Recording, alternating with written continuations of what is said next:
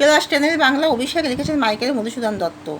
ছিদিরা কুসুমদাম দোষে মহাবলী মেঘনাথ ফেলাইয়া কনক বলাই দূরে, পদতলে পরি শোভিত কুণ্ডল যথা অশোকের ফুল, অশোকের তলে আভাময় দিক মোরে কহিলা গম্ভীরে কুমার হা ধিক মোরে, বৈরী দল বেড়ে স্বর্ণ লঙ্কা হেতা আমি, বামাদল মাঝে এই কি সাজে আমার এই দর্শনাত্মচ আমি ইন্দ্রজিৎ, আনো রথ তরা করি কুচাবই অপবাদ বোধি রিপুকুলে।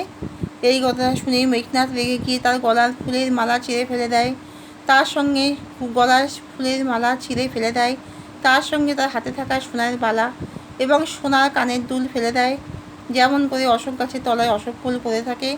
আর সে আত্মধিক্কারে বলে, সোনার লঙ্কা ঘিরে শত্রুদল জমা হয়েছে, আর এখানে আমি প্রমোদ কাননে নারীদের সঙ্গে আমোদ প্রমোদ করছি।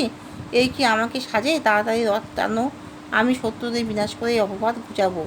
সাজিরা রথেন্দ্র সর্ববীর আবরণেই হৈমবতী সুত, যথা নাসিরে তারকে মহাসুর, কিংবা যথা বৃহন্নারূপী কিরীটি বিরাট পুত্র সহ উদ্ধারিতে গোধন সাজিলা শুরু সমীবৃক্ষ মূলে।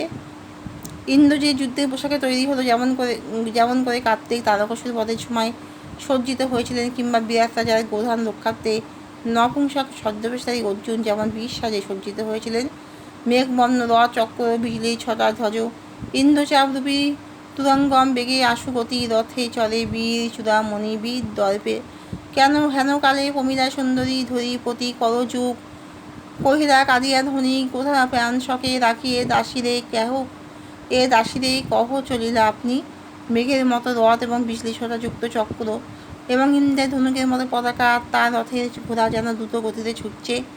আর এই রথে যখন ইন্দ্রজিৎ উঠতে যাবে, ঠিক তখনই ইন্দ্রজিতের স্ত্রী প্রমীলা সুন্দরী তার পা ধরে তাকে বাধা দিল আর বলল, আপনি দাসীকে দেখে কোথায় যাচ্ছেন? তাহলে এখানেই শেষ করলাম।